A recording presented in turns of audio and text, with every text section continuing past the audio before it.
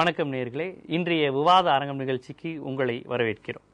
இன்றைய விவாத அரங்கில் நாம் எடுத்துக்கொண்டிருக்கும் தலைப்பு, வருகின்ற 1ஆம் தேதியிலிருந்து, அதாவது ஜூலை 1ஆம் தேதியிலிருந்து தலைக்கவசம் அணிவது என்பது கட்டாயமாக்கப்பட்டுள்ளது. கண்டிப்பாக அனைவரும் தலைக்கவசம் அணிந்தே ஆக வேண்டும், இல்லாவிட்டால் அவர்களுடைய ஓட்டுநர் உரிமம் பறிக்கப்படும் போன்ற தகவல்கள் எச்சரிக்கையாக ஊடகங்களில் தொடர்ந்து வந்து கொண்டே இருக்கிறது. இது கண்டிப்பாக கட்சி பேதமின்றி பல்வேறு விஷயங்களையும் தாண்டி வாகனம் ஓட்டுபவர்கள், வாகனம் வைத்திருப்பவர்கள் என அனைவரோடும் நேரடியாக தொடர்புடைய ஒரு பிரச்சனையாக இருக்கிறது. கிட்டத்தட்ட 1986ஆம் ஆண்டு போடப்பட்ட சட்டத்திலே ஹெல்மெட் அணிவது என்பது கட்டாயம் என்றும், அதற்கு கண்டிப்பாக அது அணியாவிட்டால் தண்டனை உண்டு என்பது போன்ற விஷயங்கள் இருந்தாலும், இவை அனைத்தும் ஒவ்வொரு முறை சம்பிரதாயமாக சொல்லப்படுவதும், பிறகு அந்த நேரங்களில் ஹெல்மெட் வாங்குவதும், பிறகு ஹெல்மெட் அணியாமல் இருப்பதும் மிகவும் சர்வசாதாரணமாக நாம் தமிழக வீதிகளிலே பார்த்து கொண்டு இருக்கிறோம். இந்த சூழ்நிலையில் ஹெல்மெட் அணிவது கட்டாயமா, அவசியமா, அது அணிய வேண்டியது கண்டிப்பாக தேவையாக இருக்கிறதா, இதை ஒரு அரசு சொல்லலாமா, நீதிமன்றம் இதை எப்படி ஒரு கட்டாயமாக்க முடியும் என்பது போன்ற கேள்விகளும் குரல்களும் வந்து கொண்டிருக்கின்றன. இந்த ஹெல்மெட் அணிவதால் மட்டும்தான் சாலை பாதுகாப்பை பாதுகாக்க முடியுமா? அதே சமயம் பின்னால் அமர்ந்திருப்பவர்களும் கண்டிப்பாக ஹெல்மெட் அணிய வேண்டும், பெண்களும் குழந்தைகளும் இதற்கு விதிவிலக்கல்ல என்பது போன்ற விஷயங்களும் விதிகளும் தொடர்ந்து வந்து கொண்டிருப்பதால் இது கொஞ்சம் ஒரு பலத்த விவாதத்தையே குடும்பங்களிலும் வீதிகளிலும் தெருக்களிலும் ஏற்படுத்தியிருக்கிறது என்றே நாம் சொல்ல வேண்டும். ஹெல்மெட் அணிவதனால் வேறு சில, அதாவது தலையில் முடி கொட்டுவது போன்ற பல்வேறு பிரச்சனைகள் வரக்கூடிய ஆபத்து இருக்கிறது என்கிறது போன்ற பரப்புரைகளும் தொடர்ந்து வந்து கொண்டிருக்கிறது. தலைக்கவசம் அணிவதை கட்டாயமாக்குவது என்பதும் ஒரு வகை மனித உரிமை மீறலை என்பது போன்ற வாசகங்களும் வருகிறது. ஆனால் அரசு எது செய்தாலும் நமது உயிரை பாதுகாத்துக் கொள்ளதானே செய்கிறது.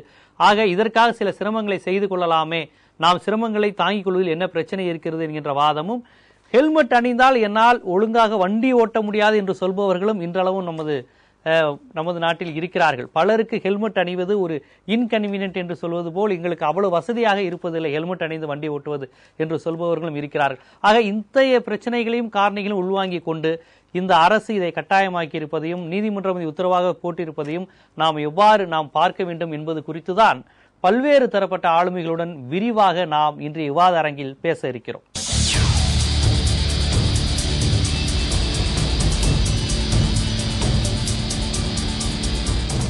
இன்றைய விவாத அரங்கில் இந்த பிரச்சனை குறித்து விரிவாக பேசுவதற்காக மனித உரிமை அமைப்பில் இருந்து இதை ஒரு மனித உரிமை பிரச்சனையாக எவ்வாறு பார்க்க வேண்டும் என்பது குறித்து சங்கரலிங்கம் அவர்கள் நமது அரங்கில் பேச இருக்கிறார்கள். காவல்துறை முன்னாள் அதிகாரி கருணாநிதி அவர்களும் அவருடைய தரப்பில் இருந்து இந்த சாலை விதிகள் இதை எவ்வாறு தவிர்ப்பது, உயிரிழப்பை தவிர்ப்பது என்பது மேற்கொண்டு அவர் அதிகாரியாக அவருடைய கருத்தை இங்கு பதிவு செய்ய இருக்கிறார். இந்திய கம்யூனிஸ்ட் கட்சியை சேர்ந்த டாக்டர் ரவீந்திரநாத் அவர்கள் ஒரு மருத்துவராகவும் அவருடைய சமூக பார்வையையும் சேர்த்து இந்த தலைக்கவசம் பிரச்சனையில் அவர் விவாதிக்க இருக்கிறார். அது மட்டும் இல்லாமல் ஒரு நுகர்வோர் பிரச்சனையில் அதிக ஆர்வம் கொண்டவராக இருக்கக்கூடிய மூத்த அரசியல் பார்வையாளராகவும் இருக்கக்கூடிய சீனிவாசன் அவர்கள் இந்த பிரச்சனையில் அவர் தரப்பு விவரங்களை புள்ளி விவரங்களாக எடுத்துரைக்க இருக்கிறார். இவர்களுடன் இணைந்துதான் இன்றைய விவாத அரங்கம் விரிவாக பேச இருக்கிறது. சார், உங்களிடமிருந்து பேசுறேன். அதாவது இப்போ இதை ஒரு கட்டாயமாக்க கூடாது அப்படிங்கிற மாதிரியான விஷயமும் சொல்லியிருக்கிறாங்க. அதாவது சொல்றது எல்லாம் சரிதான், சும்மா அந்த பால் வாங்குறதுக்கு இப்போ ஒரு 1.5 கிலோமீட்டர் பக்கத்தில் தெருக்குள்ள போறதுக்கு, பல்வேறு விஷயங்கள் போறதுக்கு, பக்கத்தில் இருக்க ஸ்கூல்ல கொண்டு போய் விடுறதுக்கு, அப்படி எல்லாத்துக்கும் இப்படிலாம் போக முடியாது. ஒரு டிஷர்ட்லையும் ஷார்ட்ஸ் போட்டு பைக்கில் போறதெல்லாம் ரொம்ப அசால்ட்டா பார்த்துருக்கோம். இதுக்கெல்லாம் அப்படி ஹெல்மெட் போட்டு போறது இதையெல்லாம் கண்டிப்பாக கட்டாயமாக்குன்னு சொல்லும்போது இதெல்லாம் கூட ஒரு தேவையில்லாத ஒரு டிஸ்டர்பன்ஸ் தான், இதெல்லாம் தேவையில்லாத ஒரு அழுத்தம் தாங்கிற மாதிரிலாம் ஒரு வாதம் வருது. நீங்க மனித உரிமை அமைப்புங்கிற முறையில தலைக்கவசம் கட்டாயம் அப்படிங்கிற அந்த அரசினுடைய இத விஷயங்களை எப்படி பாக்குறீங்க நீங்க? நீங்க சொன்ன கருத்து தான் இப்போ உலகம் முழுவதும் இருக்குது. கனடாவில் தேசிய நெடுஞ்சாலையில் தான் ஹெல்மெட் அணிந்து போகணும்னு சொல்லி உத்தரவு போட்டாங்க. அப்போ சீக்கியர்கள்லாம் அதை எதிர்த்தாங்க. ஏன்னா நாங்கள் டர்பன் போட்டிருக்கிறோம், ஆமாம், எங்களுக்கு ஹெல்மெட் தேவையில்லைன்னு நீங்கள் உத்தரவு கொடுக்கணும்னு. ஆனால் அங்கே இருக்க உயர்நீதிமன்றம் மறுத்துருச்சு ஹெல்மெட் அவசியம் அப்படின்ட்டு.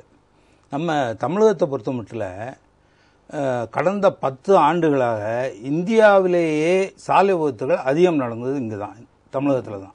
6வது இடமா நம்ம இருக்கிறாங்க. 10 ஆண்டுகளாக நடந்து கொண்டிருக்கிறது. இப்போ குறைவாக அதிகம், தமிழ்நாடு தான் அதிகம் இந்தியாவிலேயே. அந்த வகையில் பார்க்கும்போது அது காரணம், அதுவும் ஒரு காரணம். அந்த விபத்தை குறைப்பதற்கான நடவடிக்கை தான் எடுக்கணும். ஆனா அவங்க என்ன செய்யறாங்கன்னா, நீ வாகனத்தை ஓட்டி போன நீ தான் காரணம் அப்படின்னு சொல்லி இருசக்கர வாகனங்கள் ஓட்டுறவன் மீது தான் பழியை போடுகிறார்கள். அதுக்கு பின்னாலுடைய பல காரண காரியங்களை அலசுவதில்லையா இல்லை வேண்டுமென்றே அதை ஒத்தி வைத்து விடுவதாங்கிறது தெரியல. அதில் முக்கியமான காரணம் என்ன சொல்லியிருக்காங்கன்னா, எல்லாருமே ஸ்டடியே பண்ணியிருக்காங்க. அது நம்ம நாட்டில் இல்லை, வெளிநாட்டில் ஸ்டடி பண்ணியிருக்காங்க. தமிழகத்தில் ஏன் வந்து அதிக வாகன விபத்து நடக்கிறதுன்னு அதில் பார்க்கும்போது மது அருந்தி விட்டு ஓட்டுவது தான் வந்து அந்த விபத்துக்கு அதிக விபத்துக்கு காரணம்னு கண்டுபிடிச்சிருக்கிறாங்க. அதில் உயர்நீதிமன்றமும் அதில் தலையிட்டது. நீங்கள் வந்து மதுக்கடைகளை அந்த தேசிய நெடுஞ்சாலையில் வைக்கக்கூடாது அப்படின்னு சொல்லி உத்தரவே போட்டது. ஆனால் தமிழக அரசு அதை கடைப்பிடித்ததா? அது ஒரு பெரிய கேள்விக்குறி. அதுக்கப்புறம் வந்து இன்னொரு ரீசன் அது என்ன சொல்கிறாங்கன்னு சொன்னால், அந்த ஆட்சியில் இருக்கக்கூடியவர்களே வந்து மதுபானங்களை தயாரிக்கிறார்கள். அதனால் அவங்க வந்து மதுபானம் தயாரிப்பதையோ அதை வந்து தடை பண்ணுவதையோ அதை செய்ய தயாராக இல்லை. அதனால் அந்த தமிழகத்தில் அதிக விபத்துகள் நடப்பது மதுபானங்களால் என்பது நிரூபிக்கப்பட்ட ஒன்று. அதனால் மதுக்கடைகளை தான் முதல்ல மூடணும். அதான் சாலை விபத்துக்கு வந்து ப்ரிவென்ட் பண்ணுறதா இருந்தால் ஃபர்ஸ்ட் நீங்கள் டாஸ்மார்க்கை மூடணுங்க. டாஸ்மாக் தான் மூடணும். அதுதான் முக்கிய காரணம்னு எல்லா ஸ்டடியும் சொல்லுது. அது சரி. அதுக்கப்புறம் ரெண்டாவது பார்த்தா இந்த வாகனங்கள் வந்து அதிகரித்து விட்டன. 2008 86,000 வாகனங்கள் தான் இருந்தது. இப்போ 2012 கடைசியில் கிட்டத்தட்ட 1.7 கோடி வாகனங்கள் அது அதிகரிச்சு போச்சு. மக்களுடைய நுகர்வு கலாச்சாரம் அதிகரிச்சிருக்கு. அப்போ வாகனங்கள் அதிகரிக்கும் பொழுது நம்ம சாலை வசதிகள்லாம் மிக குறைவு. வசதிகள் குறையும் போது விபத்துகள் நடக்குது சர்வசாதாரணம் தான். அதனால் இவங்க என்ன பண்ணணும்னா சாலைகளை விரிவாக்க வேண்டும், சாலைகளை சரியான முறையில் போட வேண்டும். அதுதான் ஒன்று. ஆனால் இப்போ தமிழகத்தில் என்ன நடக்குதுன்னு சொன்னால், அந்த இப்போ நம்ம பேப்பர்லாம் படிக்கிறோம், அதாவது கான்ட்ராக்டர்ஸ் எல்லாம் ரோடு போடுறவும் அதுக்கப்புறம் கட்டடம் கட்டவும் எங்களுக்கு வந்து லஞ்சம் கொடுக்க முடியல, 50% மேலே நாங்கள் கொடுக்க வேண்டியிருக்கு, மீதி 50% தொகையில் நாங்கள் எப்படி நாங்கள் ரோடு போட முடியும்னு கேட்குறாங்க. ஒரு மழை பெஞ்சா போதும் ரோடெல்லாம் மோசமாக போயிடுது. குண்டும் குழியுமா இருக்கும்போது விபத்துக்கள் நடக்கத்தான் செய்யும். அதனால் இந்த சாலை பராமரிப்புங்கிறது மிக முக்கியமான ஒன்று. இது ரெண்டாவது காரணம். அதுக்கப்புறம் வாகனங்கள் ரொம்ப இது சொன்னோம்ல, அந்த விபத்து பற்றி ஒரு ஸ்டடி பண்ணியிருக்காங்க. விபத்து நடந்ததில் 2013 கிட்டத்தட்ட 15,000 பேர் இறந்துருக்குறாங்க. அதற்கப்புறம் விபத்தில் வந்து மொத்தம் வந்து 2013 66,000 விபத்து நடந்திருக்குது. அதில் இருசக்கர வாகனங்கள் வந்து 23,000 விபத்துகள் நடந்திருக்குது. அதுக்கப்புறம் அந்த அரசு பேருந்துகள் இருக்குல்ல, இதில் வந்து 3,000 சொச்சம் தான் விபத்து நடந்திருக்குது. இப்போ இதிலிருந்து நம்ம என்ன கன்க்ளூஷன் வரலான்னு சொன்னால், அதாவது அரசு பேருந்துகளை அதிகம் இயக்கினால் அதில் வந்து மக்கள் அதில் செல்வார்கள், இருசக்கர வாகனங்கள் குறைந்து போகும். இப்போ இருசக்கர வாகனங்கள் கிட்டத்தட்ட 1.5 கோடி இருக்குங்கிறாங்க சென்னையில் மட்டும். அப்போ அந்த வாகனங்கள் எண்ணிக்கை குறைந்தால் இந்த விபத்தை தடுக்கலாம். அது எப்படி சாத்தியம்? இப்போ நீங்கள் வளர்ற காலத்தில் வாகனங்கள் எண்ணிக்கை எப்படி குறைக்க முடியும்? இதை நீங்கள் விற்பனையாளர்கள் சொல்ல முடியாது, நுகர்வோர்ட்டையும் சொல்ல முடியாது. இந்த அரசு பேருந்துகளை அதிகரிக்க வேண்டும். அதிகரிப்பதன் மூலமாக மக்கள் வந்து எல்லாம் மிடில் கிளாஸ் பீப்புள் தான், நடுத்தர மக்கள். நடுத்தர மக்கள்கிட்ட செலவழிக்கிறது ஒன்றும் பணம் அதிகம் கிடையாது. அதனால அவங்களுக்கு குறைந்த செலவில் ஒரு வாகனம் கிடைக்குதுன்னா அதில் போயிடுவாங்க. அடிக்கடி வந்து பஸ் இருக்குதுன்னு சொன்னால், பேருந்து இருக்குன்னா அதில் உடனே ஏறி போக அவங்க தயாராக தான் இருக்கிறாங்க. இப்போ நமக்கு வந்து பேருந்து வசதிகள் இல்லாதனால தான் இவங்க இருசக்கர வாகனங்கள் வாங்குறாங்க. அவங்களுக்கு குறிப்பிட்ட நேரத்தில் ஆஃபீஸ் போகணும், குறிப்பிட்ட நேரத்தில் பிள்ளைகள் கொண்டு விடணும், இந்த மாதிரி இதெல்லாம் இருக்குது. அதனால் இந்த பேருந்துகளை அதிகப்படுத்தி இருசக்கர வாகனங்களை குறைக்க வேண்டும். இதுதான் விபத்துக்கு முக்கிய காரணிகளா நீங்க பாக்குறீங்க. ஆமா ஆமா. வாகன நெரிசல், போதுமான சாலை பாதுகாப்பு இல்லாதது, மக்கள் தொகை கணக்கு கொண்டு வசதிகளை மேம்படுத்தாதது, இதுதான் அரசு தான் முதன்மையான காரணம் அப்படிங்கிற குற்றத்தை நீங்க வைக்கிறீங்க. சார் நீங்க எப்படி சார் பாக்குறீங்க? சார் சொன்னது அப்படியே சொன்னது காரணங்களும் இருக்கு. இப்ப நம்ம எடுத்துக்கிட்ட சப்ஜெக்ட் வந்து ஹெல்மெட் தேவையாங்கிறது தான். இல்ல அவரா சாலை விபத்தை வெறும் நீங்க ஹெல்மெட் போறதுனால தவிர்த்திட முடியாதுங்கிறத அவர் சொல்றாரு. அப்படி சொல்ல முடியாது. அதாவது அதுவும் ஒரு காரணம். அதுக்காக வேண்டி என்ன பண்ண முடியும்? சாலை வந்து நல்லா இருக்கிற சாலை திடீர்னு வந்து மழை பெஞ்சு ஓட்டையா போடுது, அதை பார்க்க முடியுமா? ஸ்பீடு பிரேக்கர் போட சொல்றாங்க. இந்த இடத்துல வந்து ரொம்ப வாகனங்கள் வேகமா வருது, ஸ்பீடு பிரேக்கர் போடுறாங்க. புதுசா வண்டி ஓட்டிட்டு வரவங்களுக்கு ஸ்பீடு பிரேக்கரை மறந்துட்டு அதுல விட்டுறாங்க, கீழே விழுந்துடுறாங்க. இதெல்லாம் வந்து இந்த டூ வீலருக்கு ஏற்படுற தடங்கள். டூ வீலர் ஓட்டுறத முதல்ல நமக்கு இது பண்ணணும். டூ வீலர் ஓட்டுற விஷயம் இருக்கே ஒரு பெரிய சர்க்கஸ் டைப் மாதிரி. அது டூ வீலர் வந்து நீங்க சாதாரணமா கத்துக்காதவங்களை தள்ளி வைக்க சொல்லுங்க, முடியாது. அவங்களால தள்ளி வைக்க கூட முடியாது. நம்மளையும் அறியாம நம்ம வந்து ஒரு செகண்ட் நேச்சர் ஆகி போகுது, ஒரு பேலன்ஸ் பண்ணி ஓட்டுறோம். அது மோரலஸ் டூ வீலர் ஓட்டுறவங்க எல்லாம் தினமும் ஒரு சாகசம் சர்க்கஸ் பண்ணிக்கிட்டு இருக்காங்க. அந்த சென்னையில ஓட்டுறவங்க எல்லாம் ஒரு சாகசம் லைஃபை ரிஸ்க் பண்ணி ஒரு சாகசம். சென்னையில ஓட்டினா வேற எங்கேயும் ஓட்டிடலாம். ஆமா, சென்னையில ஓட்டுறது அதாவது ஒரு ஆக்சிடென்ட்ங்கிறது நம்மளால மட்டும் நடக்கிறது இல்ல. நீங்க எவ்வளவுதான் எக்ஸ்பர்ட் டிரைவரா இருந்தாலும் எதிராக நீங்க ஒரு மோசமான டிரைவரை சந்திக்கிற வரைக்கும் தான் உங்களுக்கு உயிருக்கு உத்தரவாதம். நீங்க ஒரு பேட் டிரைவரை சந்திச்சீங்கன்னா முடிஞ்சு போச்சு உங்களுக்கு அன்னைக்கு வேலை. அந்த மாதிரி இருக்கும்போது நீங்க அவ்வளவு பெரிய ரிஸ்க்ல இருந்துகிட்டு எனக்கு ஹெல்மெட்டை போடுங்கன்னாக்கா நான் இல்ல இல்ல எனக்கு தலையில இது தலை களைஞ்சு போயிடும், வேர்த்து போயிடும், இதெல்லாம் வந்து ரொம்ப மோசமான பதில். இப்போ வந்து ஒரு போலீஸ் ஆபீசரா இருந்து நான் அந்த இன்வெஸ்டிகேஷன் பண்ணதுல சொல்றேன், நிறைய ஆகிற ஆக்சிடென்ட்கள்ல அதிகமா ஆகுறது டூ வீலர் தான். விக்டிம் அதிகமா ஆகுறது டூ வீலர்ஸ் போறவங்க தான். கார் கூட அந்த அளவுக்கு கிடையாது. கார் கிடையாது, கார் ரொம்ப ரேர். அதாவது கார் எல்லாம் இந்த ட்ரங்க் அண்ட் டிரைவிங் மாதிரி கொண்டு போய் தேசிய நெடுஞ்சாலைகள்ல தான் வரும். இங்க டவுன்ல போறதெல்லாம் டூ வீலர். காரணம் என்னன்னா அவங்களுடைய மிஸ்டேக் ஒரு பகுதி இருக்கும். சில பேர் பாத்தீங்கன்னா இந்த சிக்ஸாக் அந்த ஸ்கியூஸ் பண்ணிட்டு உள்ள அப்படியே போவாங்க, போய் கரெக்டா வீல் கிட்ட நிப்பாங்க. அவன் வீல அந்த சிக்னலை பார்த்துட்டு பின்னாடி நிக்கிறத கவனிக்காம எடுப்பான், அந்த வீல்ல விழுந்துருவாங்க. அது வந்து நம்ம இந்த டூ வீலரே எப்படின்னா முன்னாடி உட்காந்துட்டு போகணும், பின்னாடி உட்காந்துருக்கவங்களும் காலை ரெண்டு பக்கம் போட்டு ஆண்களாக இருந்து போறது தான் சேஃபே தவிர பெண்களாக இருந்தால் ஒரு பக்கமா உட்கார்றது சேஃபே கிடையாது. நம்ம பண்ணிக்கிட்டு இருக்கோம், இதெல்லாம் தடை பண்ண முடியாது. சட்டம் ஒரு பக்கம் உட்கார தப்பு. எப்படின்னு கேட்டீங்கன்னா பிராக்டிக்கலா ரொம்ப ரிஸ்க் அது. ஏன்னா இப்ப திடீர்னு ஒரு பேலன்ஸ் நின்று காலை ஊனி ரெண்டு பேர் நின்றுடுவாங்க ஓட்டுறவங்க. ஆனா லேடியால அவங்களால பண்ண முடியாது. கொஞ்சம் வெயிட்டான லேடியா இருந்தாங்கன்னா அவங்களையும் சேர்த்து உங்களால தாக்கு பிடிக்க முடியாம கீழே சாஞ்சிருவாங்க. நிறைய விபத்துகள் அப்படிதான் ஆகுது. குழந்தையோட விழுந்து நம்ம நாட்டுல இப்ப பெண்கள் ரெண்டு கால் போட்டு உட்கார்ற பெண் வந்து ஏதோ பேண்ட் போட்டு இந்த சைடு உட்கார்ந்தாதான் உட்கார முடியும், மற்றவங்க உட்கார முடியாது. அவங்களுக்கும் ஓரளவு அனுபவம் இருக்கணும் காலை கீழே வைக்கிறதுக்கு. இல்லன்னா என்ன பண்ணுவாங்க, ஃபுட் ரெஸ்ட்ல வச்சாங்கன்னாக்கா சாஞ்சிரும். என்ன பண்ணுவாங்க, லாரிக்கு ரெண்டு கடையில இருக்கு பாருங்க, இந்த ரெண்டு வீல் கடையில கேப், அங்க வந்து நின்றுட்டு இருப்பாங்க. வண்டி அங்க கிளம்பும் போது டபக்குன்னு இவர் காலை எடுத்துட்டு மிதிப்பாரு, இந்த வெயிட் தாங்காம அப்படியே பின்னாடி உட்காந்து விழுந்துருவாங்க. இவர் நல்லா பிடிச்சிட்டு உட்காந்துருவாரு ஓட்டுறவரு, இவன் கீழே விழுந்துருவாங்க. நல்ல பாயிண்ட் தான். நீங்க இதனாலதான் நம்ம என்ன பண்ணோம், இந்த பெரிய லாரி இந்த ஒரு பக்கமாவே யாரும் உட்கார கூடாதுங்க. உட்கார்றதே ரிஸ்க்னு சொல்றேன். அதை உட்கார கூடாதுன்னா அது ரிஸ்க். அது ரொம்ப சேஃபா போகிற அளவுக்கு இப்ப ஏன்னா இவ்வளவு தூரம் பழகிட்டாங்க. நல்ல நடுத்தர வர்க்கங்களுக்கு இருக்கிறவங்களுக்கு அதுதான் வாகனம். இப்ப போய் நீங்க உட்காராதீங்கன்னா அதையும் ஒரு சட்டம் போட்டா இன்னும் ரொம்ப குரல் எடுத்துருவாங்க. அது முடியாது. பட் என்ன பண்ணணும்னா இது சேஃப் இல்ல, ரொம்ப ஜாக்கிரதையா போகணும், நல்லா பிடிச்சுக்கிட்டு ரொம்ப கவனமா போகணும். முன்னாடி ஓட்டுறவங்க தான் போகணும். நிறைய ஆக்சிடென்ட்கள்ல கணவன் ஓட்டிட்டு போய் ஒய்ஃப் விழுந்து இறந்து போறதா நிறைய வழக்குகள் வர்றது காரணம் அதுதான். குழந்தை விழுந்துரும், இது விழுந்துரும், அந்த மாதிரி ஏற்படும். இவ்வளவு ரிஸ்க் இருக்கிற அந்த டூ வீலர்ல போறவங்களுக்கு தலையில அடிபட்டால் ஃபேட்டல் தான். அதுல நிறைய ஃபேட்டல் ஆகிருந்து டூ வீலர்ல தான் ஆகுது. அதனாலதான் நம்ம என்ன சொல்றோம், ஹெல்மெட் போடுங்கிறோம். இப்ப ஹெல்மெட் போடுங்கிறது விபத்தை தடுப்பதற்கோ இல்ல விபத்தை குறைக்கிறதுக்கோ சொல்ற உயிரிழப்பை தடுப்பதற்கு, ஏற்படுற விபத்தில் உயிரிழப்பு ஏற்படாமல் இருக்கிறதுக்கு தான் நம்ம சொல்லிட்டு இருக்கோம். அப்படிங்கும்போது அதை வந்து நம்மளுடைய உயிருக்காக சொல்றாங்கன்னு இல்லாம பின்னாடி உட்காந்துக்கிறவங்க போடணுமா, பிள்ளைக்கு கூட ஹெல்மெட் போடணுமா, உங்க பிள்ளைய உயிரோட இருக்கணும்னு நீங்க நினைச்சீங்கன்னா போடுங்க, உங்க ஒய்ஃப் உயிரோட இருக்கணும்னா போடுங்கன்னு தான் சொல்ல முடியும். கேக்குறாங்க கேள்வி, போய் பின்னாடி உட்காந்துங்களையும் போடல. இப்ப அதுதான் பெரிய பிரச்சனையா இருக்கு. ஓட்டுறவங்க போடுறோம், பின்னாடி உட்கார்ந்து இருக்கிறவங்க குழந்தைகள் இவங்களும் போடணுங்கிற மாதிரி எல்லாம் சொல்ல வரும்போதுதான் அதுதான் சொல்றேன். இந்த கேள்வியே கேட்கறதே தப்புங்கிறேன் நான் வந்து. நீங்க உங்க உயிருக்காக நீங்க போடுங்கன்னு சொல்லி இதுக்கு முன்னாடி இப்படி கிடையாதுல்ல, பின்னாடி உட்கார்ந்து போடுங்கிற இது கிடையாது. அதாவது மனிதாபிமான அடிப்படையில புட்டுறது, அதாவது அவங்க தொந்தரவு பண்ண வேண்டாம், இதை தொந்தரவா நினைக்கிறாங்க. என்னமோ காவல்துறைக்கு அவங்க சட்டத்துக்காக பண்றது மாதிரி நினைக்கிறாங்க. மற்ற ரூல்ஸ் அண்ட் ரெகுலேஷன்ஸ் இருக்கு, அது அடுத்தவங்களுக்காக. இப்ப இந்த சாலையில ஒன் வே டிராபிக்ல போறீங்க, சிக்னலை தாண்டறீங்கிறதெல்லாம் வந்து என்னன்னு கேட்டீங்கன்னா ஓரளவு அது வந்து அடுத்தவர்களை பாதிக்குங்கிறது. ஆனா இந்த ஹெல்மெட் போடணுங்கிறது அவர்களையே பாதிக்கக்கூடிய விஷயம். அதனால இதை வந்து அவங்க ஏத்துக்கணும். நம்மளோட உயிருக்கு ஏத்துக்கு நாங்களும் போடணுமான்னு கேட்டா என்ன, நீயும் நானும் உயிரோட இருக்கணுமா, இந்த மாதிரி ஆக்சிடென்ட் ஆகும்போது நாங்களும் உயிரோட இருக்கணுமான்னு கேட்கற மாதிரி இருக்கு கேள்வி. அது தவறு. நீங்க உட்கார்ந்து போறதே ரிஸ்க்குங்கிற, உங்க லைஃப் ரிஸ்கா இருக்கு.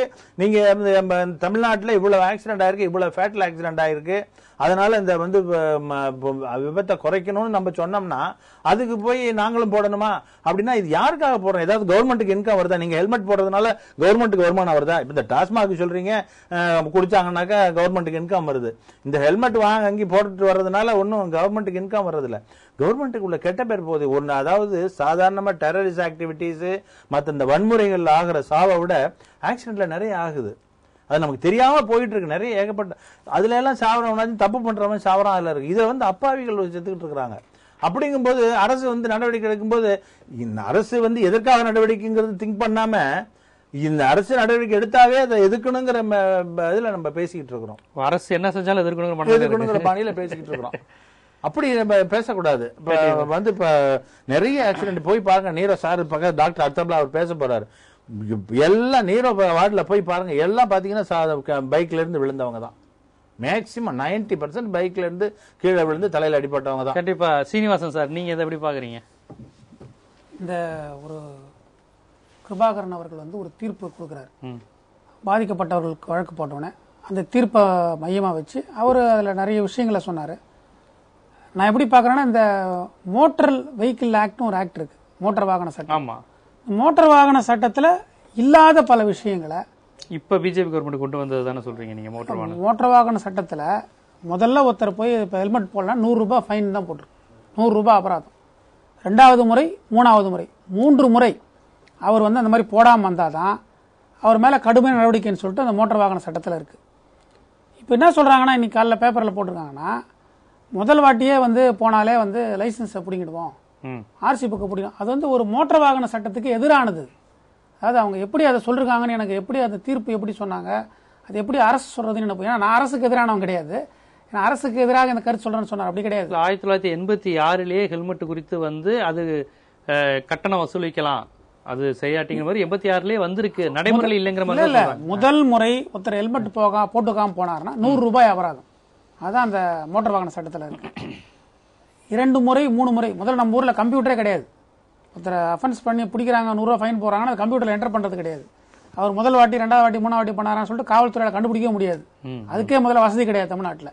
அப்போ 3 முறை ஒருத்தர் தவறு பண்ணதா நிரூபிக்கப்பட்டால் மட்டுமே அவர்கிட்ட இருந்து லைசன்ஸ் பிடுங்கலாம், அவர்கிட்ட இருந்து ஆர்சி புக்கை பிடுங்கலாம். அப்படிதான் சொல்லப்பட்டிருக்க தவிர, முதல் முறை ஹெல்மெட் எல்லாரும் போட்டுக்கணும், ஹெல்மெட் போட்டு தான் உயிருக்கு பாதுகாப்பு, அதுல நம்ம 5 பேருக்குமே மாற்றுக்கிறது கிடையாது. ஆனால் சொல்லப்படுற விஷயங்கள் மோட்டார் வாகன சட்டத்துக்கு எதிரான ஒரு கருத்தை எல்லாருமே சொல்றாங்க. அது எனக்கு புரியாத விஷயமா இருக்கு. ஒண்ணு. 2வது, இந்த தீர்ப்புல அவர் நிறைய விஷயங்களை சொல்றாரு. இந்த தீர்ப்புல வந்து ஒரு விஷயமா சொல்லிட்டு வர்றாரு. சொல்லும்போது அவர் சொல்றதெல்லாம் மனிதாபன அடிப்படையில விபத்து ஏற்படுத்தக்கூடாது அப்படின்னு அவர் சொல்ற எல்லாத்தையுமே நம்ம ஏத்துக்கிட்டாலும் கூட, ஒரு தீர்ப்பு என்பது அவர் அதை என்ன பண்ணணும், கவர்மெண்ட் கிட்ட சொல்லி ஒரு அமெண்ட்மெண்ட் பண்ணி, இனிமேல் ஹெல்மெட் போட்டுக்காம போனா தூக்கு தண்டனை நீங்க கொண்டு வாங்க. அதுல ஆக்ட்ல தூக்கு தண்டனை இல்ல, இல்லையா? அதுல 100 ரூபாய் ஃபைன் தான் இருக்கு. நீங்க ஆயுள் தண்டனை கொண்டு வாங்க, 7 வருஷ தண்டனை கொண்டு வாங்க. அதுல எந்த இடத்துலயும் ஒரு இடத்துல கூட முதல் முறை தவறு செஞ்சா 100 ரூபாய் அபராதம் போட்டிருக்கே தவிர முதல் முறையே அது பிடுங்கலான்னு கிடையாது. சரி, 2வது என்ன சொல்றாங்க, லைசன்ஸ் பிடுங்கலாம், ஆர்சி புக் பிடுங்கலான்றாங்க.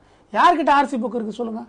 ஓடக்கூடிய 2 வீலர்ல 90% வந்து எல்லாமே ஃபைனான்ஸ் லோன் போட்டு தான் வாங்கியிருப்பாங்க. அப்படி பார்த்தா மார்வாடி கிட்ட போய் தான் அந்த லைசன்ஸ் நீங்க அந்த ஆர்சி புக் காப்பி வாங்கிட்டு வரணும். யார்கிட்டயுமே அந்த ஜெராக்ஸ் தான் வச்சிருப்பாங்க.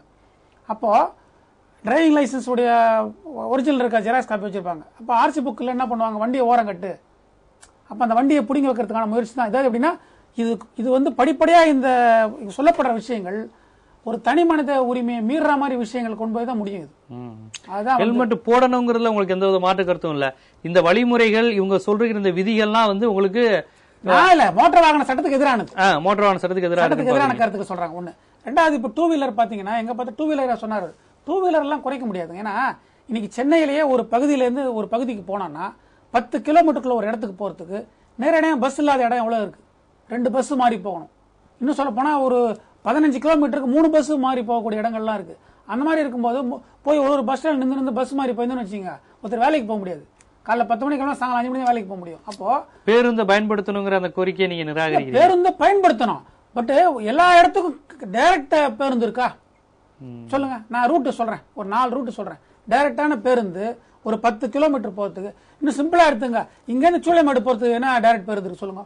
பக்கம் தான் கிடையாது. ஆனா பேருந்து கிடையாது. சூளைமேடு நீங்க போனா, நீங்க ஆற்காடு ரோடு போனா கூட உங்களுக்கு கிடையாது.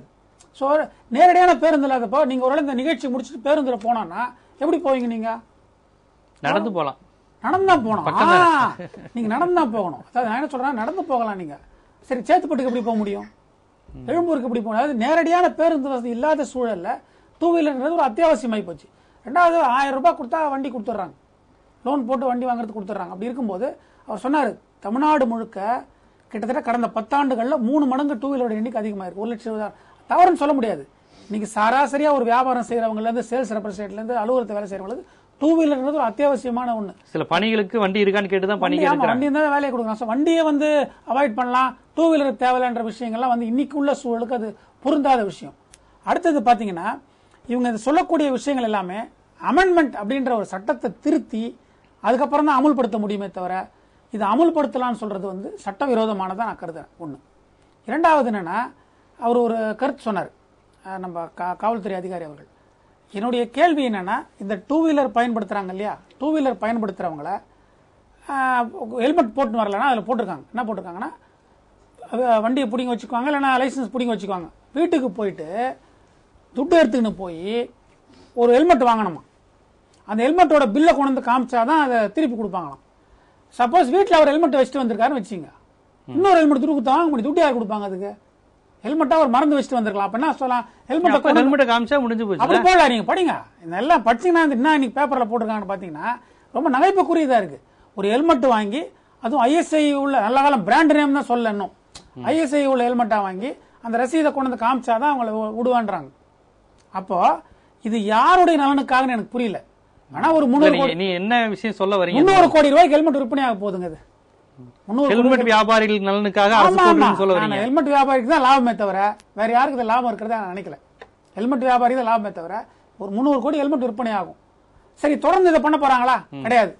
ஒரு மாசம் இருக்கும், ஜூலை மாசம் 1 ஆரம்பிச்சு ஒரு மாத காலம் இதை வந்து டைட் பண்ணுவாங்க. அதுக்கப்புறம் என்ன ஆயிடும், மக்கள் மத்தியில் எதிர்ப்பு வரும். அப்புறம் எதுக்கு பிரச்சனை, ஓட்டு போயிடுன்னு சொல்லிட்டு அதையும் விட்டுற போறாங்க.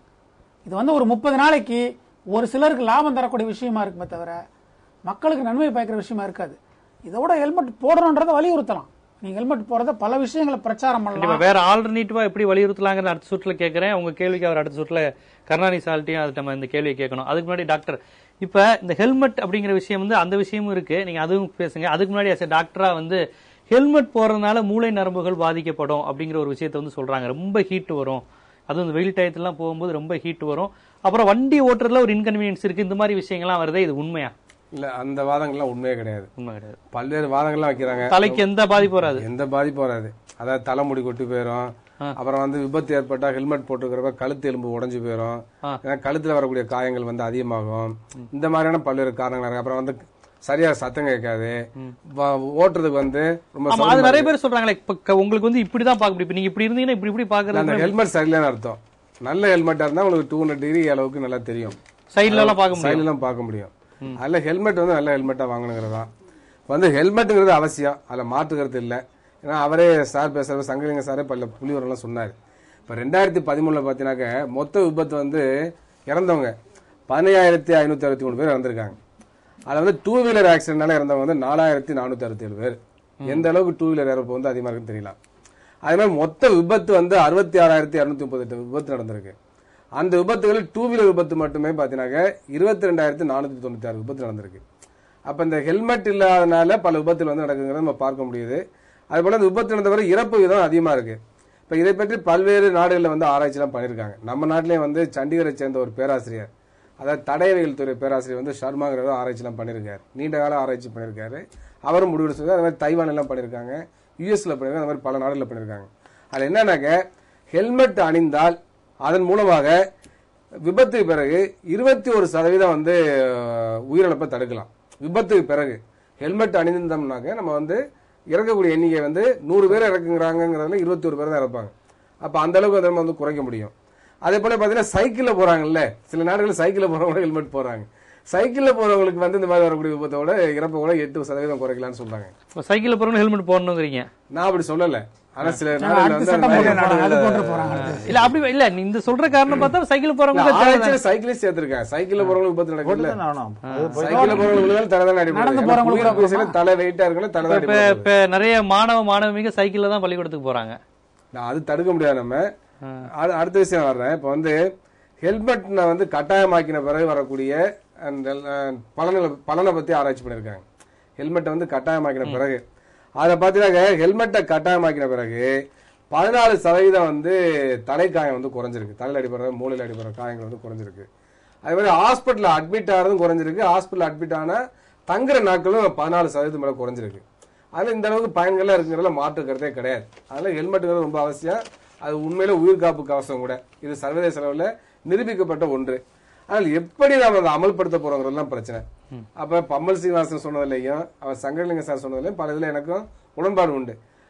இதுல வந்து சில அதாவது ஹெல்மெட் தயாரிக்கக்கூடிய விற்பனை செய்யக்கூடிய நிறுவனங்களுக்கு லாபத்தை உருவாக்கணுங்கிற நோக்கத்தோட இருக்கக்கூடாது. அதுக்கு மாறாக ஒரு விழிப்புணர்வு இருக்கணும், சட்டம் இருக்கணும். சட்டம் இல்லாம இருக்கக்கூடாது, கண்டிப்பா போடணும், சட்டம் இருக்கணும். ஆனா சட்டம் வந்து அமல்படுத்துகின்ற பொழுது பம்மல் சீனிவாசன் சொன்ன மாதிரி நகைப்புக்குரிய விஷயங்கள்லாம் இருக்கக்கூடாது. அது வந்து பாக்குறப்ப கேலி கூத்தா இருக்கு, அந்த மாதிரி அதை வந்து கொண்டு வரக்கூடாது. அதுக்கு மாறாக பள்ளி பருவத்திலிருந்து விழிப்புணர்வு உருவாக்க வேண்டிய அவசியம் இருக்கிறது. அந்த மாதிரி படிப்படியா அதில் வந்து செய்யணும். செஞ்சா உண்மையிலே வந்து நல்லது, பெரிய அளவுக்கு உயிரிழப்புகளை தடுக்கலாம். அதே போல பின்னால உட்காந்து போறவங்க ஹெல்மெட் அணியணும், கண்டிப்பா அவங்களும் அணியணும். சார் சொல்ற போல சொன்னாரு, விபத்துல வந்து இறக்குறவங்க பின்னால உட்காந்துருக்கணும் தான் இறக்குறாங்க. இன்னும் சொல்ல போனா கூடுதலாக இருக்கிறாங்க, அதை இறக்குறவங்க பெண்களாக இருக்கிறாங்க. அப்ப அவர்களும் ஹெல்மெட் போடுறது ரொம்ப ரொம்ப அவசியம் தான். அதே போல அவர் சொல்ற நல்ல கருத்துக்கெல்லாம் சொன்னாரு நம்முடைய முன்னாள் காவல்துறை அதிகாரி. என்னன்னாக்க டூ வீலர் வந்து யூஸ் பண்றதை குறைக்கணும் அப்படிங்கறத அவாய்ட் பண்ணுறது சொன்னாரு. அது வந்து சர்க்கஸ் பண்ற மாதிரி சொன்னாரு. அதெல்லாம் ரொம்ப 100% உண்மை. இப்ப வந்து அரசாங்கம் நினைத்தாக்க அதெல்லாம் செய்ய முடியும். ஆனா அரசு அதுல வந்து போதிய அக்கறை செலுத்த என்பதுதான் கருத்து. சங்கரலிங்க சொன்ன மாதிரி பொது போக்குவரத்து வாகனங்களை வந்து அதிகப்படுத்தணும், ஏராளமான பஸ்ல விடணும். இப்ப பம்மல் சீனிவாசன் சில இடத்துல 3 பஸ் மாற வேண்டியிருக்கிறாரு. அந்த மாதிரி மினி பஸ் அதிகப்படுத்துங்க. இப்ப மினி பஸ் விட்டுருக்காங்க இல்லையா, அந்த மாதிரி மினி பஸ் அதிகப்படுத்துங்க. அரசே மினி பஸ் விட சொல்றீங்க? ஆமா, அரசே மினி பஸ் அதிகப்படுத்துங்க, எல்லா டவுன்லயும் விடுங்க. அப்ப என்ன குறையும் இல்லையா? அதே மாதிரி அதிகமான பேருந்துகளை வந்து இயக்குங்க. இப்ப வந்து பல வெளிநாடுகளில் பாத்தீங்கன்னா மேற்கத்திய நாடுகள் டூ வீலரே பெரும்பாலும் யூஸ் பண்றதே கிடையாது. நான் ஜப்பான் போயிருந்தேன். ஜப்பான்ல வந்து டோக்கியோல டூ வீலர் ஓட்டி நான் பார்க்கவே இல்லை. அது ஹிரோஷிமா நேரத்தில் டூ வீலரே கிடையாது, எல்லாம் கார்ல போறாங்க, அப்படி நடந்து போறாங்க. டூ வீலரை குறைக்கணுங்கிற அவர்னஸே தேவைன்னு நினைக்கிறீங்க? ஆமா, நிச்சயமா டூ வீலரை குறைக்கணுங்கிற அவர்னஸே வேணும். மாற்று போக்குவரத்து வசதியை ஏற்படுத்தணும். இன்னும் சொல்ல போனா ஒரே நேரத்துல அதிகமான மக்கள் வந்து ஒரு இடத்துல இன்னொரு இடத்துக்கு இடம்பெறாங்க பாத்தீங்களா, அதை குறைப்பதற்கான நடவடிக்கை தொலைநோக்கோட எடுக்கணும். அப்ப திட்டமிட்ட நகர்மயமாதல் இல்ல. அதே போல எங்க வந்து வேலை வாய்ப்பு அதிகமா இருக்கோ, எங்க தொழிலாளர்கள் இருக்கிறாங்களோ அங்க வந்து இதர வசதிகள் இல்ல, அதிகமான பள்ளிக்கூடம் இருக்கிறதுல, குடியிருப்பு வசதிகள் இல்ல. இதெல்லாம் திட்டமிட்டு வளர்ச்சி இல்லாத வரக்கூடிய காரணம். குடியிருப்பு எங்கேயோ இருக்கும், ஸ்கூல் எங்கேயோ இருக்கும், அவங்க ஒர்க் பண்ணக்கூடிய இடம் வந்து எங்கேயோ இருக்கும். அப்ப வந்து அது மாதிரி இருக்கிறப்போ அவங்க வந்து தேவையில்லாம வந்து இடம்பெயர்ந்து போகக்கூடிய சூழல் இருக்கு. போக்குவரத்து வசதியில பயன்படுத்த வேண்டிய நிலைமை இருக்கு. இதெல்லாம் வந்து பாத்தீங்கன்னா அரசுடைய பொது போக்குவரத்து வசதி அதிகமானதுனால டூ வீலரை பயன்படுத்த வேண்டிய கட்டாயம் இருக்கு. வசதியா இருக்கவங்க காரை பயன்படுத்துறாங்க. இந்த மாதிரி நிலைமையா இருக்கு. அப்ப எது நடக்குது, ஸ்மார்ட் சிட்டின்னு சொல்றாங்க பாத்தீங்களா, இந்த ஸ்மார்ட் சிட்டி போல வசதியான நகரங்களை உருவாக்கலாம், ஏற்கனவே நகர்ப்புறங்களை மேம்படுத்தலாம், அதெல்லாம் செய்யணும். இப்ப சென்னை மாநகரத்தை எடுத்துங்க, நான் சைக்கிள் கொடுத்துறாங்க. ஸ்கூல் பிள்ளைங்க வந்து போறதுக்கு சைக்கிள் ஓட்டுறதுக்கு எங்க இருக்குன்னா வழித்தடம் இருக்கு. டூ வீலருக்கு தனியா வழித்தடம் இருக்கா? நடக்கிறவங்களுக்கு தான் வழித்தடம் இருக்கா? நடக்கிற வழித்தடத்தை பார்த்தீங்கன்னா எலக்ட்ரிக் கோயில இருந்து எல்லா உயரால இருக்கு. பெரிய பெரிய குழியை வெட்டி வச்சிருக்காங்க. அந்த எலக்ட்ரிக் கம்பங்களை கையை வச்சா ஷாக் அடிச்சு இறங்கக்கூடிய நிலைமையெல்லாம் இருக்கு பல இடங்கள்ல. அப்ப நடந்து போறவங்களுக்கு பாதுகாப்புள்ள நிலைமை தான் பல இடங்கள்ல நகர்ப்புறங்கள் இருக்கு. அதே மாதிரி சைக்கிளிஸ்டும் தனியா வந்து வழித்தடம் கிடையாது, டூ வீலருக்கு தனியா கிடையாது. பல நாடுகளை பார்த்தீங்கன்னா தனித்தனியா வழித்தடம் தான் வச்சிருக்காங்க. அப்ப இதெல்லாம் வந்து தொலைநோக்கு பார்வையோட அரசு வந்து மேம்படுத்த வேண்டிய அவசியம் இருக்கு. இதெல்லாம் செய்யாம நீங்க விபத்துகளை வந்து தடுக்க முடியாது. அதே போல மது ஒரு மிகப்பெரிய பிரச்சனை. விபத்துகளை பெரும்பாலும் நடக்கிறது வந்து மதுல தான் நடக்குது. அப்ப அந்த மதுவை கட்டுப்படுத்துறதுக்கு அரசு வந்து உரிய நடவடிக்கை எடுக்கணும். அதுல தொலைநோக்கு பார்வையோட செயல்படணும். அரசாங்கமே மது வந்து ஒரு லாப நோக்கோட வந்து விற்கின்ற ஒரு போக்கு வந்து இன்னைக்கு இருக்குது. அதனாலதான் இந்த மாதிரி மிகப்பெரிய விபத்துகள் நடக்குது. இல்ல இப்ப நீங்களும் சரி சீனிவாசன் சாரும் சொன்னீங்க, ஹெல்மெட் வியாபாரிகளுக்கு சாதகமா செயல்படுற மாதிரி திட்டம்னு. இது தவிர்க்க முடியாது. ஆனா இதை வந்து நீங்க எப்படி ஒரு குற்றமா சொல்ல முடியாது? அதாவது இன்னைக்கு அதாவது தனியார் மயத்தை எதிர்ப்பது என்பது வேறு.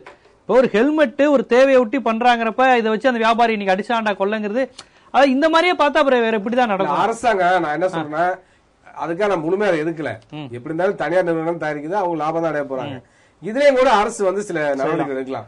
இப்ப வந்து பேருந்து நிலையங்கள்ல அரசாங்கமே வாட்டர் பாட்டில் விற்கல 10 ரூபாய்க்கு. அப்ப அது வாங்குறவங்க 20 ரூபாய் வாட்டர் பாட்டில் அரைஞ்சு வாங்க. ஹெல்மெட் அரசே விற்கணும், ஹெல்மெட் அரசே கொள்முதல் பண்ணி விற்கட்டும், அரசாங்கமே உற்பத்தி பண்ணட்டும். மோட்டர் பைக் வாங்குறப்ப அவங்களே கொடுக்கட்டும்.